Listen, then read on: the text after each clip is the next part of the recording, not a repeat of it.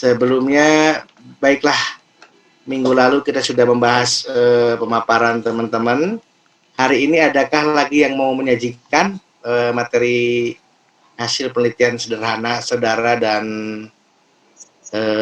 rancangan penelitian yang akan teman-teman laksanakan? Intan, Bapak mau Intan ya, mencoba. silakan Mbak Intan, saya persilakan. Ya, izin tidak open kamera, Pak. Oke, tidak apa-apa. Ya, saya juga akan ditutup sementara ya. Silakan Mbak Intan untuk memaparkan presentasinya.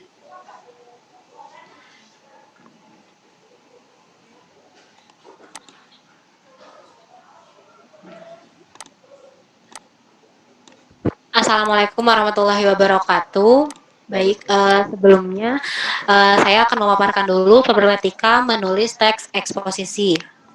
Yang pertama, permasalahannya kemampuan menulis teks eksposisi masih rendah. Ini latar masalahnya beberapa pendidik beranggapan bahwa menulis itu bisa dilakukan dalam waktu yang singkat dan bisa langsung dinilai tanpa ada pembinaan, karena menulis idenya bisa diambil berdasarkan fakta yang pernah dilihat atau didengar oleh peserta didik. Solusi teoritisnya yaitu pendidik memberikan pelatihan menulis. Ini menurut Tarigan, kompetensi menulis tidak akan datang secara otomatis, melainkan harus melalui latihan dan praktik yang baik dan teratur. Solusi praktisnya, pendidik perlu memahami banyak model dan strategi untuk meningkatkan keterampilan menulis. Pendidik menerapkan model dan strategi menulis ketika pelatihan agar dapat meningkatkan keterampilan menulis. Pendidik melakukan penilaian proses. Selanjutnya, pembelajaran di kelas membosankan dan peserta didik cenderung mengabaikan materi yang disampaikan oleh pendidik. Pendidik kurang memiliki pengalaman dalam menulis sehingga sulit memberikan contoh kepada peserta didik. Pendidik malas menggunakan model pembelajaran yang baru dan masih memakai model pembelajaran konvensional. Pendidik kurang memiliki motivasi menulis. Solusi praktisnya, pendidik mempelajari dan menerapkan model dan strategi pembelajaran yang terbaru untuk meningkatkan hasil pembelajaran menulis. Pendidik melakukan pelatihan menulis agar dapat menciptakan karya yang bisa dijadikan contoh bagi peserta didik. Selanjutnya, peserta didik bosan mengikuti pembelajaran menulis. Pola pembelajaran yang monoton membuat peserta didik tidak tertarik mengikuti pembelajaran. Pola pembelajaran yang dilakukan oleh pendidik membuat peserta didik mudah bosan sehingga acuh ketika menerima materi. Selain itu, pendidik kesulitan dalam mengelola kelas, sarana dan prasarana juga kurang memadai. Solusi teoritisnya, pendidik memberikan pelatihan menulis dan memotivasi peserta didik. Solusi praktisnya, pendidik menerapkan model atau strategi pembelajaran yang membuat siswa aktif dalam kegiatan menulis. Segala hal yang terjadi di kelas dikendalikan oleh peserta didik. Pendidik sebagai fasilitator saja, sehingga pembelajaran menulis tidak akan membuat peserta didik mudah bosan. Masalah yang selanjutnya yaitu keefektifan kalimat dalam menulis masih bermasalah. Akar masalahnya peserta didik kurang menguasai materi tentang kalimat efektif sehingga banyak kesalahan dalam penulisan. Peserta didik malas berpikir dan malah menyalin tugas temannya sehingga informasi yang disampaikan terbatas dan idenya kurang jelas. Lalu banyak tulisan peserta didik menjadi tidak efektif karena unsur kalimatnya kurang, penggunaan kata yang berlebihan, dan ejaan yang tidak sesuai. Solusi praktisnya, pendidik menerapkan model atau strategi pembelajaran yang membuat peserta didik lebih mudah memahami materi kalimat efektif. Permasalahan yang lainnya, peserta didik kesulitan dalam mengembangkan tulisan berdasarkan fakta di lapangan karena tidak adanya observasi langsung ke tempat kejadian, kurangnya pemahaman peserta didik dalam penggunaan konjungsi. Solusi teoritisnya yaitu ajak untuk peserta didik observasi, mungkin memberikan tayangan kejadian atau membaca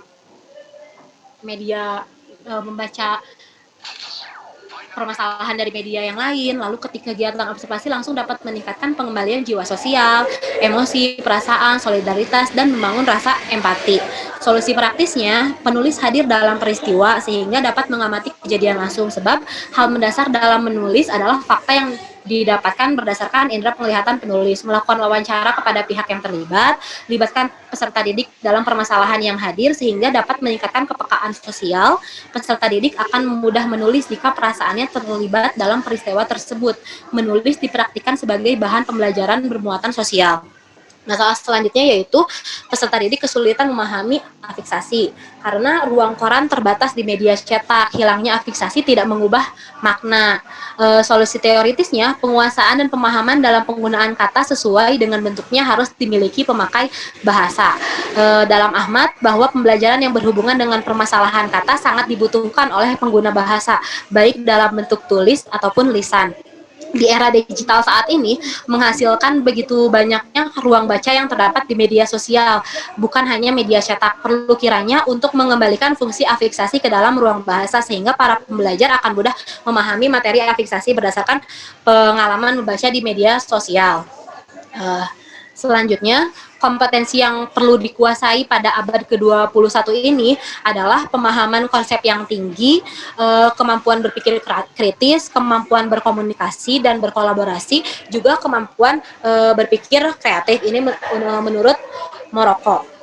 Lalu selanjutnya yaitu ada 4 landasan utama yang harus dimiliki generasi abad ke-21. Yang pertama adalah cara berpikir, cara kerja, alat untuk bekerja, dan yang terakhir adalah keterampilan untuk hidup di dunia. Ini menurut Griffin. Kompetensi tersebut difasilitasi oleh keterampilan multiliterasi. Nah, tujuan pembelajaran literasi dalam konteks multiliterasi menurut pandangan Morocco dalam Abidin, keterampilan membaca pemahaman yang tinggi, keterampilan yang baik untuk membangun dan mengekspresikan makna, keterampilan berbicara secara akuntabel, keterampilan menguasai berbagai media digital. Tujuan pembelajaran literasi dalam konteks multiliterasi ini pada dasarnya untuk mengembangkan kemampuan berbahasa, baik secara lisan maupun tulis dengan menggunakan media berbasis TIK. Pembelajaran literasi ini tidak hanya menuntut siswa untuk menguasai kompetensi bahasa, tetapi menuntut siswa untuk terus berpikir, paham teknologi, menguasai keilmuan, dan tentunya memahami persoalan sosial budaya. Kembali lagi, 4 landasan utama yang harus dimiliki ini yaitu cara berpikir yang kreatif dan inovasi, cara berpikir kritis untuk memecahkan masalah, dengan cara kerja yang terampil dalam berkomunikasi dan berkolaborasi. Lalu alat kerja yang digunakannya meliputi kemampuan literasi informasi dan kemampuan literasi TIK.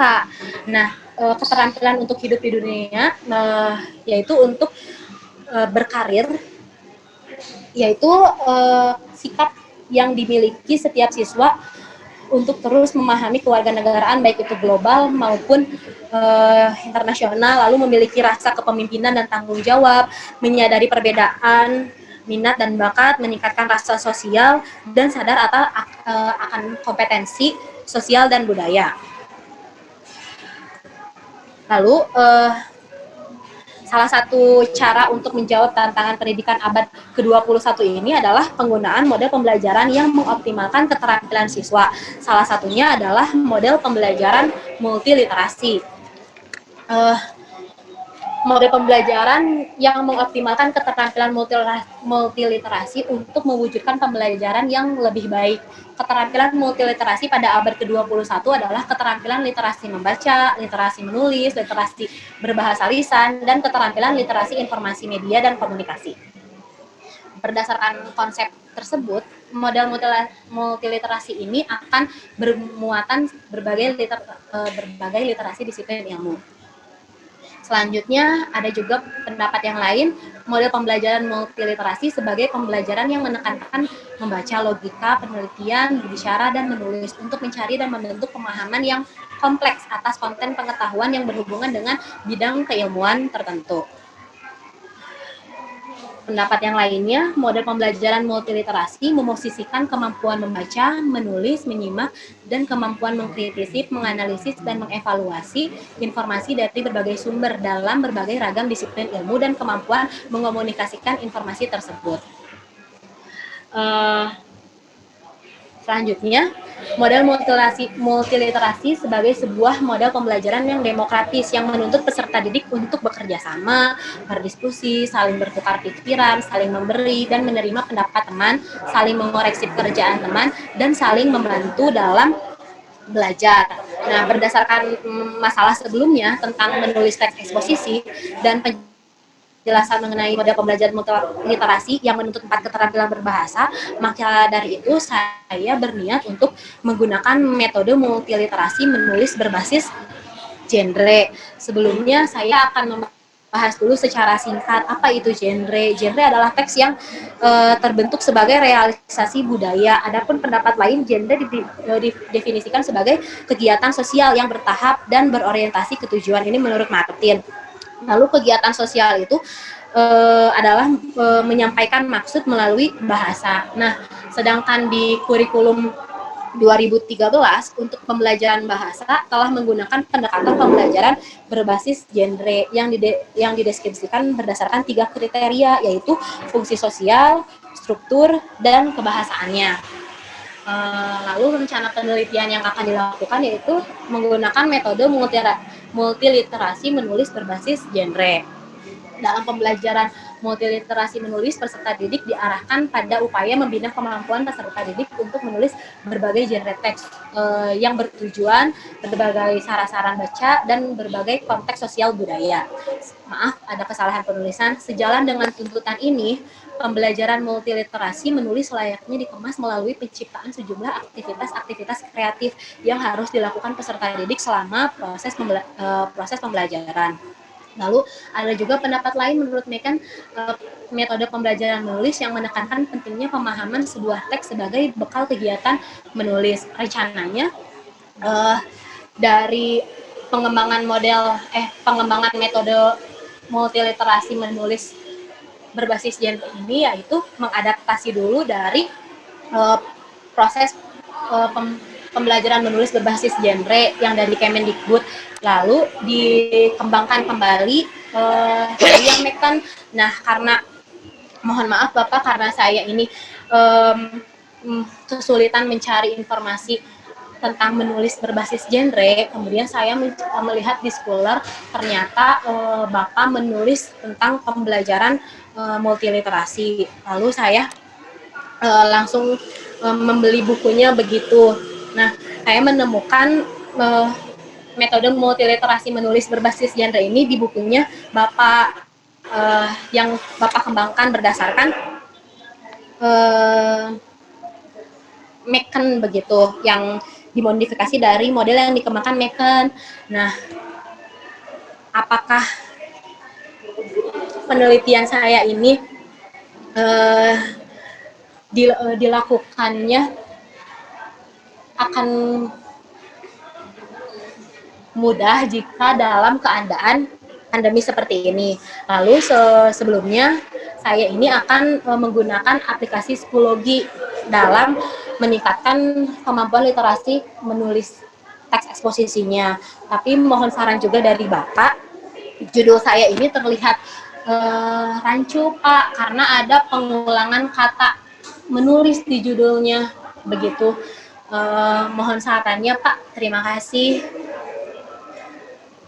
Ya, terima kasih Saudara Intan yang telah mencoba menyajikan permasalahan. Pertama, secara pribadi saya mengatakan bahwa ada kata menulis 2 kali tidak jadi masalah karena yang satu adalah keterampilan, yang sedangkan yang satu adalah nama, begitu ya. Kedua, secara umum saya sudah bisa melihat penelitian yang nanti saudara akan atau problematika yang terjadi di lapangan telah saudara pecah sedemikian rupa sehingga ditemukan akar masalahnya dan mencoba sudah menemukan solusi untuk menyelesaikan permasalahan problematika pembelajaran bahasa dan sastra Indonesia. Dan menurut saya itu sesuatu yang sudah dapat dikatakan memenuhi syarat, begitu ya. Namun berkenaan apakah nanti judul ini itu yang kedua, yang ketiga ya berkenaan dengan yang kedua yang berkenaan dengan apakah nanti ini akan mudah untuk melaksanakan penelitian. Saya rasa dengan psikologi ketika saudara membedah sebuah genre tulisan kemudian ditujukan untuk meningkatkan kemampuan menulis, tidak ada masalah. Sementara multiliterasi sendiri kan dengan dipakainya psikologi sendiri sudah menunjukkan adanya kemauan dari seorang peneliti, yaitu Anda, untuk menggunakan teknologi dalam pembelajaran yang memberikan kebebasan, memberikan kemudahan demokratis kata Anda tadi untuk menulis berbasis teknologi ya, teknologi. Dan ini kalaupun digunakan dalam pembelajaran daring, saya pikir sangat bisa ya, sangat bisa untuk diterapkan dalam pembelajaran daring sekalipun. Terakhir barangkali kalau saya sendiri sih, secara umum saya katakan tadi oke, tetapi nanti mungkin perlu coba dikonsulkan dengan para pembimbing yang lain sehubungan, ya jujur saja ya, kadang-kadang kalau ini nanti dikutipnya dari saya, biasanya sebagian besar orang tidak bersetuju begitu ya. Di pasca mungkin yaitu ya mungkin apakah nanti layak tidak layak berdasarkan pandangan para dosen di pasca, biasanya ada yang mengatakan tidak layak karena nanti dikutip dari pendapatnya saya begitu, dan ini mohon dipertimbangkan saja. Jadi kalau misalnya nanti multiliterasinya ini tidak begitu disukai begitu ya, tinggal dibuang saja. Pengembangan menulis berbasis genre berbantuan aplikasi psikologi begitu saja. Jadi kalau saya secara umum oke gitu, dan saya setuju begitu ya. Kemudian nanti kalau ada tidak setuju dengan apakah pembimbing ataukah penguji atau siapa begitu ya yang tidak setuju ada multiliterasinya, dibuang saja, tidak jadi masalah begitu. Bapak, Saya rasa ya. karena kebetulan kan waktu minggu lalu ketika saya menanyakan perihal konsep senten, kan Bapak bilang, oh konsep senten ini model yang sudah jadul, nanti tidak terlihat kebaharuannya, kata Bapak begitu. Lalu saya memikirkan, nah selama 1 minggu itu karena kami ini sibuk di Riksa Bahasa, jadi saya baru, kesalahan saya baru mencari waktu hari Jumat kemarin, begitupun itu pun mepet, akhirnya mendapatkan bukunya Bapak. Kebetulan dosen PA, calon dosen PA kedua saya adalah Bapak sendiri. Kalau PA satunya siapa, Mbak? PA satunya Pak Andoyo. Nah, tadi pagi baru saya konsultasikan kembali ke Bapak, karena kan ke Pak Andoyo, karena Pak Andoyo menyarankan boleh menggunakan model konsep sentence begitu. Nah, setelah itu saya menginformasikan kembali Bapak, menurut Pak Yunus konsep senten ini adalah model pembelajaran yang jadul. Lalu kata Bapaknya, saya setuju dengan pendapatnya Pak Yunus, silakan dilanjutkan. Tapi saya juga jujur saja ke Bapak, kesulitan mencari sumber-sumbernya begitu Pak, referensinya. Yang multiliterasi atau yang mana, Mbak? Apa Pak yang berbasis genrenya ini, karena kemarin ketika dikonsultasikan di pembelajaran Kapital Selekta bersama Bu Nuni ini mempermasalahkan multiliterasi dan berbasis genrenya, sedangkan saya ini hanya akan membahas satu genre, menulis teks eksposisinya saja begitu Pak. Ini yang saya masih bingungkan, mohon Bapak bimbingannya. Itu yang saya khawatirkan sebenarnya. Jadi jujur saja ya, beberapa apa ya, saya terus terang bahwa model-model saya banyak digunakan di luar UPI begitu, tapi di UPI sendiri sepertinya masih ada keharaman menggunakan sesuatu yang saya tuliskan begitu ya, karena mungkin ya saya menyadari lah ya bukan siapa-siapa, tetapi tawaran saya ke multiliterasi ini kenapa saya tulis ini juga karena dasar penelitian, dasar landasan teoretikal yang kuat begitu. Tetapi kemudian banyak tidak berterima, ya saya tidak jadi masalah karena di luar justru model saya banyak dipakai oleh para peneliti gitu ya. Itu saya pikir juga pertama yang harus dipikirkan ya. Kalau saya sendiri saya suka, saya setuju begitu. Kemudian yang kedua, model berbasis gender itu kan sebenarnya sebuah pendekatan awalnya ya, pendekatan gender based gitu ya, gender based tech. Kemudian itu dikembangkan oleh Emilia itu doktor di program studi bahasa Inggris juga salah satunya menulis tentang gender breastek begitu. Kemudian itu juga dikembangkan di Kemendikbud. Kemendikbud juga menggunakan pendekatan ini, pendekatan gender dalam menulis. Lantas di mana harus dipermasalahkannya gitu. Kalau saya sih berpikirnya begitu, Mbak. Bapak, jadi maksudnya saya tuh yang berbasis genrenya ini apakah model yang saya tayangkan, karena kan teks eksposisi ini banyak sekali macamnya, apakah dari hal itu atau dari fungsi sosialnya, ini yang mau saya tanyakan. Karena kemarin itu Bu Nuni menanyakan genrenya basisnya apa, apakah akan berakhir dengan kecakapan hidup, sedangkan multiliterasi ini kan memang udah jelas akan menuntut kecakapan hidup, di mana siswa harus cakap dalam menggunakan IT, begitu ya Pak? Betul.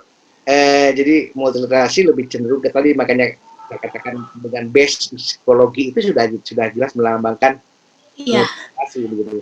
Sedangkan menulis berbasis genre ini berarti kalau mau ditambahkan menulis berbasis genre teks gitu, atau menulis berbasis genre juga itu kan sebuah nama sebenarnya. Kecakapan hidup juga, teks eksposisi sebagai satu keterampilan di dalam kehidupan sehari-hari kan itu sesuatu yang benar-benar life skill gitu kan. Bagaimana? Betul, ada aspek sosialnya juga, Pak. Bisa menjelaskan, bisa dipahami, bisa sesuai dengan situasi, kondisi, sosial, budaya. Itu kan sesuatu yang bagi saya sih sudah tidak perlu dipermasalahkan dalam pandangan saya begitu. Teknologinya sudah kena, kemudian dimensi sosialnya sudah kena sebagai bentuk kecakapan hidup, apalagi ditambah dengan base teknologi gitu. Kalau itu yang saya inginkan. Tapi kalau ditanya lagi apakah berbasis kecakapan hidup, ya iya jelas, karena teks eksposisi kan sesuatu yang sangat diperlukan dalam kehidupan sehari-hari kan. Betul, Pak. Itu sih pemikiran saya, Mbak Intan. Mudah-mudahan nanti kalau ini diangkat oleh Mbak Intan, angkat Bapak. Diterima oleh berbagai pihak begitu.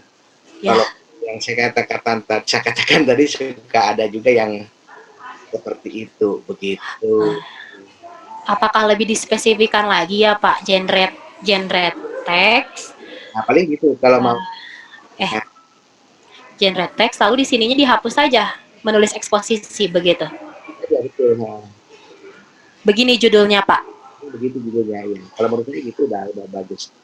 Ya, baik Bapak. Bapak terima kasih ya Pak. Mungkin saya akan sering menghubungi Bapak nanti. Nanti juga buku-buku multiliterasi yang kebetulan ada beberapa di saya juga nanti boleh kalau Anda perlukan boleh diminta. Begitu karena. Alhamdulillah, terima kasih ya Pak. Baik, oke teman-teman, itu Mbak Intan terima kasih. Secara umum bahwa saya menilai ini teman-teman di kelas ini sudah cukup untuk menguasai problematika, kemudian bukan hanya sekadar merencah itu problematika, mencoba mencari solusi, dan walaupun di ujung nanti akan tergambar ke tesis, kalau saya sih nggak jadi masalah karena setiap mata kuliah mestinya ujung-ujungnya adalah bagaimana teman-teman siap menghadapi tesis begitu. Iya Pak. Oke, itulah teman-teman. Ada lagi selain Mbak Intan? Terima kasih Mbak Intan. Bapak terima kasih ya Pak. Nanti saya mungkin akan sering menghubungi Bapak. Enggak, yang lain kalau sesuatu perlu dengan bahan pustaka dengan saya kalau ada saya akan kirim begitu ya, kan untuk berbagi gitu untuk kita semua. Baik teman-teman yang lain, sudah semua? Bapak mohon maaf, ada Evriliani katanya mau, tapi share screen-nya dari saya Pak. Oh boleh, silakan Mbak April, silakan.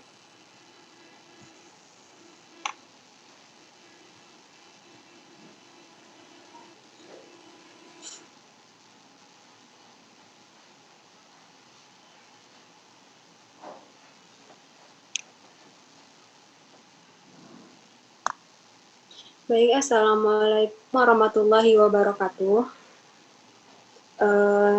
Judul yang saya angkat yaitu pengembangan model brand writing berbantuan media Powtoon terhadap kemampuan menulis teks eksplanasi. Latar belakangnya yang pertama yaitu kegiatan menulis ini dianggap kegiatan yang sulit oleh kebanyakan siswa. Kenapa dianggap sulit? Karena kebanyakan siswa dalam kegiatan menulis itu sulit untuk menuangkan ide dan gagasan menjadi sebuah tulisan. Karena sebagian siswa ini memiliki kebutuhan beda. Ada siswa yang dia lebih suka menuangkan ide secara verbal, ada yang lebih suka menuangkan ide secara tertulis gitu. Jadi karena beberapa faktor ini juga disebabkan oleh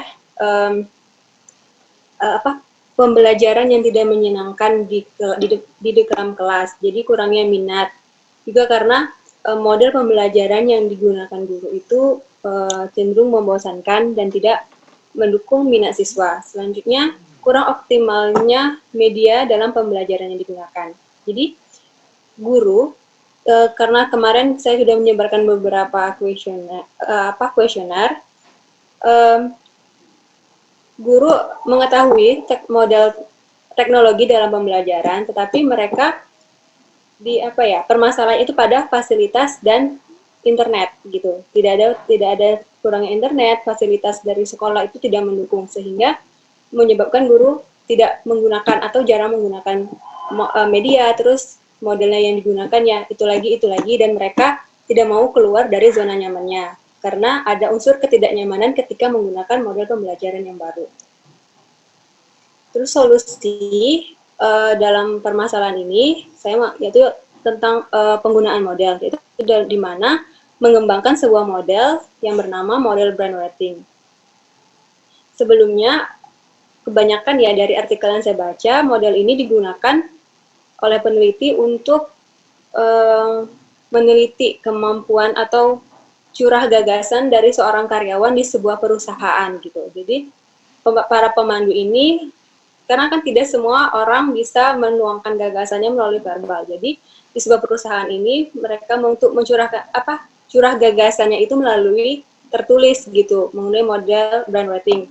Yang salah satunya itu adalah alternatif dari brainstorming itu sendiri.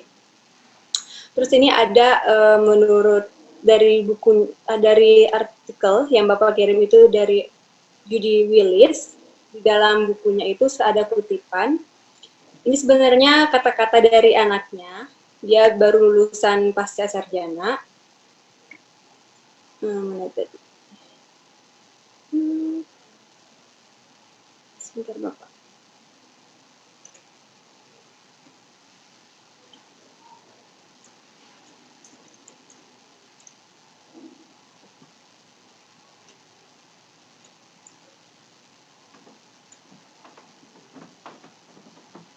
Dia mengatakan bahwa mengajar ini tidak dimaksudkan untuk menjadi praktik dalam kesempurnaan, sebaliknya kesempatan mengajar digunakan untuk kesempatan belajar, bertanya, mengatasi tantangan. Jadi di dalam pembelajaran ini antara guru, siswa dan juga lingkungan sekolah itu saling berinteraksi, saling berhubungan. Jadi dalam pembelajaran guru mengetahui gaya belajar siswa, kebutuhan siswa dan juga mengetahui bagaimana cara mengajar seorang guru. Jadi alternatifnya yaitu adalah menggunakan model brainwriting ini, di mana guru mengajak siswa untuk mencurahkan gagasannya, idenya itu melalui dengan tulisan gitu. Selanjutnya, nah ini ada beberapa gagasan yang diharapkan oleh Judy Willis dengan menerapkan ini, yaitu strategi pembelajaran yang paling berhasil adalah yang mengajarkan makna dan pemahaman.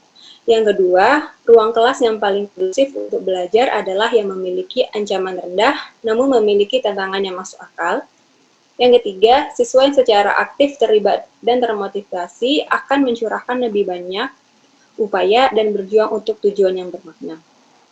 Nah, selain model pembelajaran, yang kedua ini solusinya adalah penggunaan media. Nah, antara model dan media ini saling berkaitan atau sejalan.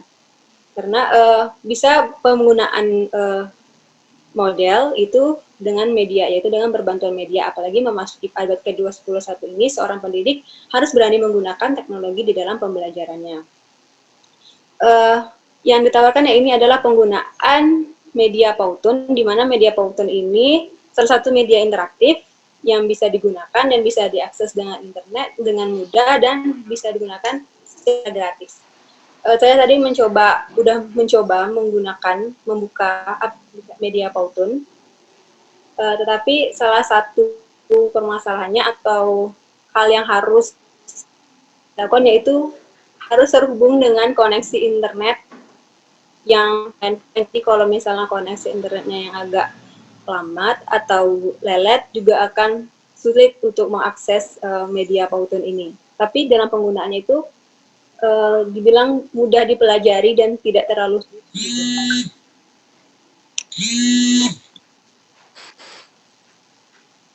Nah, ini yang beberapa tanggapan dari peserta didik.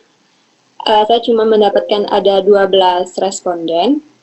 Kesulitan mereka itu pada fasilitas dan keterbatasan internet. Terus mereka mengharapkan adanya pelatihan tentang penggunaan teknologi. Jadi mereka bisa lebih termotivasi gitu tentang penggunaan teknologi dalam pendidikan dan model yang digunakan sebagai di dalam pembelajaran itu. Seperti itu, Pak. Demikian penjelasan dari saya, Bapak. Ya, terima kasih Teh Epri Liani ya. Brain writing, tapi tadi berbasis Powtoon ya, dengan digabungkan dengan Powtoon, brain writing sebagai strategi menulis, sebenarnya model menulis dalam tanda kutip yang awalnya memang betul brain writing ini dipakai secara inklusif, jadi bukan hanya untuk Bapak mohon maaf, suaranya putus-putus. bagaimana, bisa dengar suara saya atau masih putus-putus? Sudah, Bapak. Ya, baik. Pertama saya pikir bahwa Powtoon itu sebagai sebuah media yang tren sekarang memang memiliki keunikan tersendiri dan ini menjadi daya tarik sekaligus motivasi belajar begitu ya. Ini juga sekaligus digunakan untuk memediasi para siswa yang menganggap menulis teks eksplanasi barangkali sesuatu yang biasa-biasa saja, tidak ada tantangan kata Anda tadi begitu ya. Padahal yang bagus kata Anda kelas yang nyaman dan penuh tantangan. Teks eksplanasi cenderung teks yang paling apa ya, agak mudah lah dibanding dengan teks-teks yang lain sebenarnya dari segi tantangan begitu. Tapi dengan media Powtoon gitu, karena ini media Powtoon akan menjadi tantangan sekaligus menjadi motivasi, saya pikir ini bisa menjadi satu penelitian yang menarik juga, terutama brain writing sebagai model yang awalnya dipakai dalam perusahaan untuk menyaring ide-ide kreatif. Ya, ini kata kuncinya brain writing itu kan kreatif sebenarnya. Michael Ko sebagai penggagas utama dari brain writing, sebenarnya dia mencoba menyaring bagaimana orang menggunakan kemampuan berpikirnya untuk mengemukakan pendapat dalam berbagai hal begitu. Tapi kemudian dicoba dikembangkan sendiri oleh Michael Ko sebagai ahli dari teori kreativitas, ahli kreativitas ya, sehingga dikaitkan dengan menulis, sehingga ada menulis berbasis brain writing. Mbak Elfriani sebenarnya ada satu buku menarik lain dari Michael Ko khususnya ya tentang brain writing ini, tapi bukunya berbayar begitu. Saya cuma dapat jurnalnya Bapak yang Michael Ko. Ya, sebenarnya itu pengembangnya yang tahun 2015. Iya, saya dapat yang itu Bapak, jurnalnya. Ini adalah pengembang kreativitas gitu. Ada satu buku yang agak mahal saya pikir berbayarnya itu, tapi nanti kita lihat begitu. Itu ada khusus tentang brain writing-nya gitu, brain writing. Jadi dia menuangkan bagaimana proses menulis dengan berbasis brain writing itu di buku yang itu. Tapi sayang sekali bukunya tidak bisa kita curi ya, kalau yang lain kan bisa kita akali begitu. Nah, saran saya sih sebenarnya ini sudah tinggal diperkuat teori creativity-nya ya, karena dasarnya adalah kreativitas begitu. Nanti digali dari beberapa buku. Saya membagikan kepada Anda juga, saya pikir beberapa buku yang ternyata belum saya bagikan yang, atau sudah ya? Sudah Bapak sudah ada mengirimkan yang dari ini Judy Willis juga ada. Terus yang e-book ada beberapa e-book yang sudah dikirim. Ya, ada juga yang beberapa e-book ya, publishing itu yang itu sebenarnya lebih penting, tapi versi PDF itu tidak ada itu. Saya cari-cari versi PDF tidak ada. Karena justru disitulah Michael Coe itu mengungkapkan bagaimana cara membangkitkan sebuah kreativitas seseorang. Jadi kata kuncinya brainwriting itu adalah creativity sebenarnya. Nanti di-base-kan, didasari juga dengan imajinasi sebenarnya. Saya pikir ini menarik, Mbak LP, tinggal dikembangkan saja. Dan nanti kalau kita lihat berapa sih itu bukunya si Michael Coe yang terbaru itu, yang berbayar itu, nanti kita coba lihat kalau memang kita bisa mengadakan, mengapa tidak. Iya, Bapak. Saya usulkan ke Prodi misalnya untuk mencoba mengadakan buku itu agar lebih lebih jelas, karena selalu orang ditanya begini, ini grand teorinya siapa gitu, gitu ya. Kalau Anda nanti mengatakan grand teorinya jelas Michael Coe, bukunya ini, saya pikir tidak akan ada masalah, karena kita masih ada yang ini grand teorinya siapa, dan kita harus mencari buku grand teorinya itu gitu. Begitu Mbak Apriliani ya, silakan dikembangkan, jadikan sebuah solusi untuk sebuah problematika dalam pembelajaran menulis teks eksplanasi yang selama ini diderita barangkali oleh teman-teman di sekolah. Oke. Bapak, terima kasih banyak Bapak. Ya. Ya, selanjutnya habis semua sudah? Sudah semua kayaknya ya. Kalau sudah semua, masih ada nggak sih? Ada lagi yang belum tampil? Masih ada Pak, sepertinya Pak. Siapa Mas Buyung yang belum?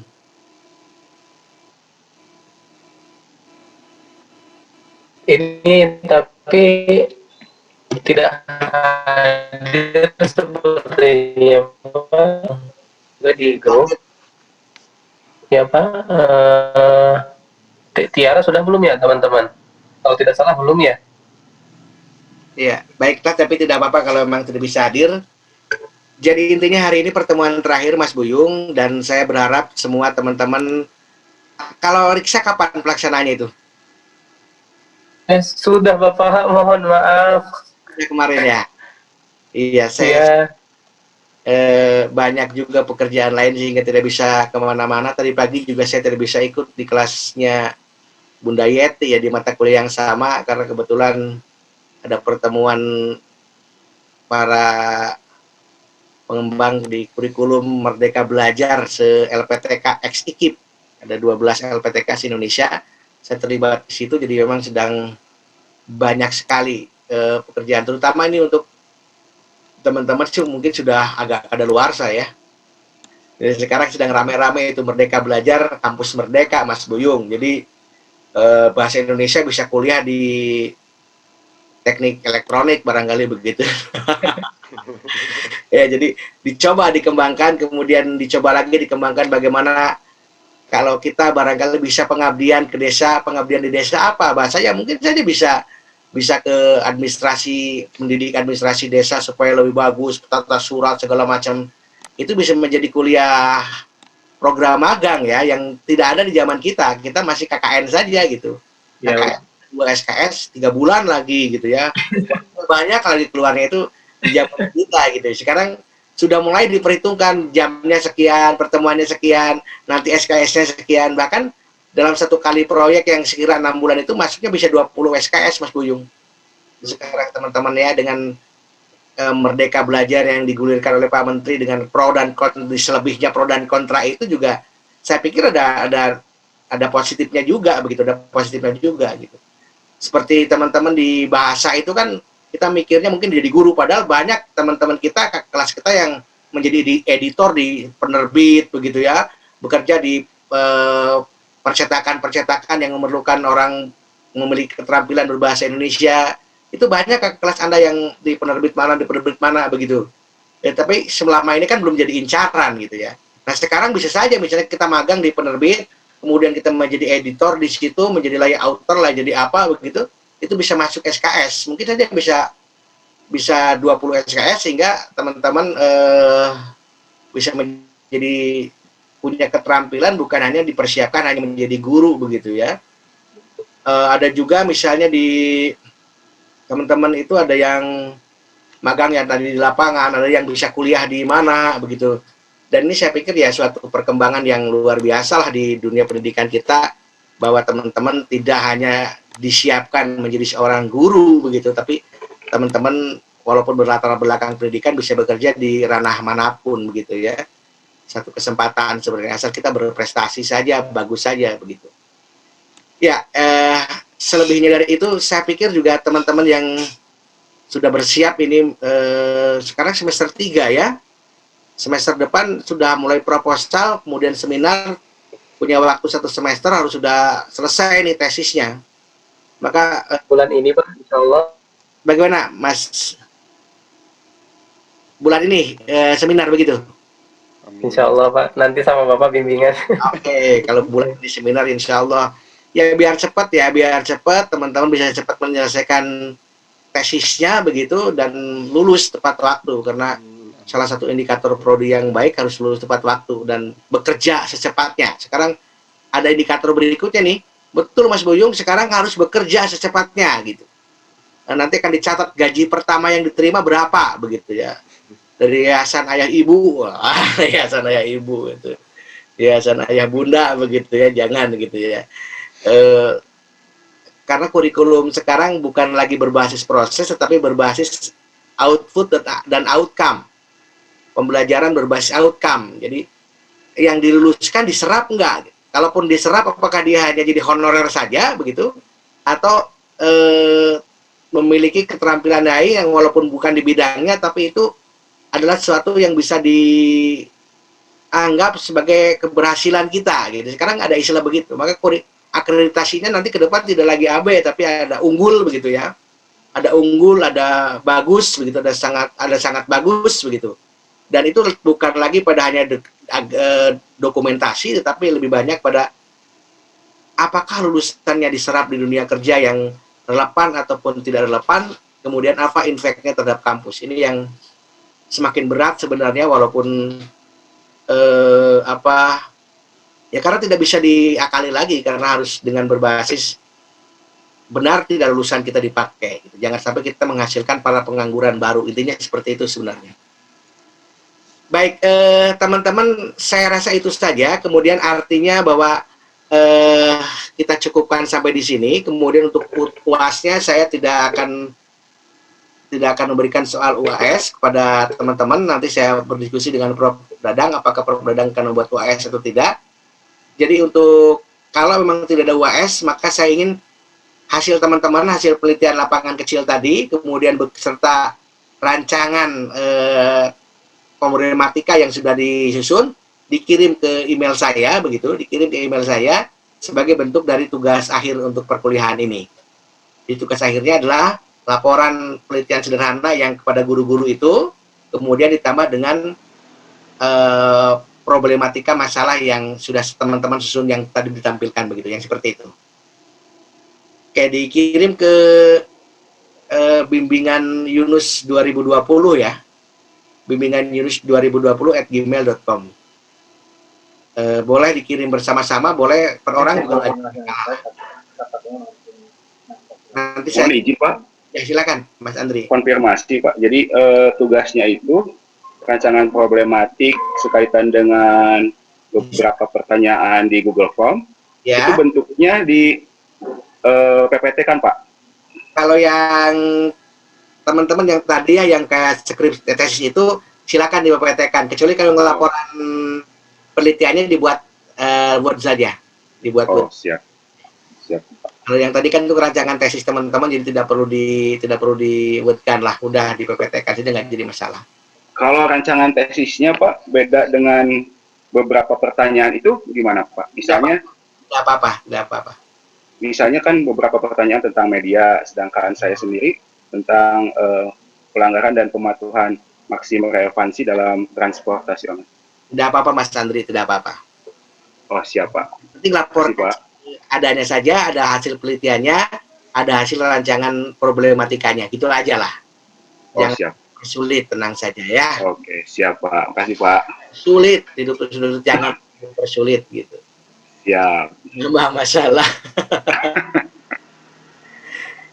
Baik, itu saja barangkali yang dapat saya sampaikan kepada teman-teman. Mudah-mudahan semester terakhir ini teman-teman siap untuk segera menyelesaikan studinya juga, dan tetap diberikan keselamatan, kesehatan, dan keberhasilan, dan saya berharap teman-teman tetap lulus dengan yang terbaik dan cepat begitu ya. Jangan terlalu bagus kalau menurut saya di tesisnya tapi tidak lulus percuma saja ya. Tesisnya bagus cepat lulus, nah itu yang paling cepat, yang bagus gitu ya. Kalaupun ada yang mengatakan tesis yang bagus adalah tesis yang selesai, ya tapi kudu kira-kira begitulah, kudu bagus juga ya gitu. Demikian apa yang dapat saya sampaikan selama setengah semester ini. Mohon maaf jika banyak hal yang telah saya lakukan tidak berkenan di hati saudara.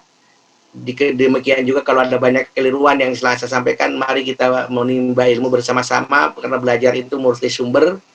Sangat banyak ilmu yang bisa teman-teman gali dari sumber-sumber lain yang teman-teman lebih bisa percaya. Karena belajar, hakikatnya semua adalah sumber belajar bagi kita agar kita bisa berkembang menjadi lebih maju. Tidak menutup kemungkinan dari siapapun bisa menjadi sumber belajar kita. Terima kasih, mohon maaf, tugasnya saya tunggu. Kalau bisa minggu depan sudah masuk ke email saya, sehingga akhir Desember ini saya sudah bisa memberikan nilai kepada Prof. Dadang, dan nanti nilai akhir ada di Prof. Dadang barangkali. Terima kasih, itu saja. Mohon maaf teman-teman, selamat berjuang, sukses selalu, dan Amin. Assalamualaikum warahmatullahi wabarakatuh. Waalaikumsalam. Waalaikumsalam. Terima kasih banyak, Pak. Terima kasih Bapak. Bapak di foto dulu, Pak. Boleh Teman-teman ada yang print screen mungkin. ya, biar sedikit terlihat agak ganteng.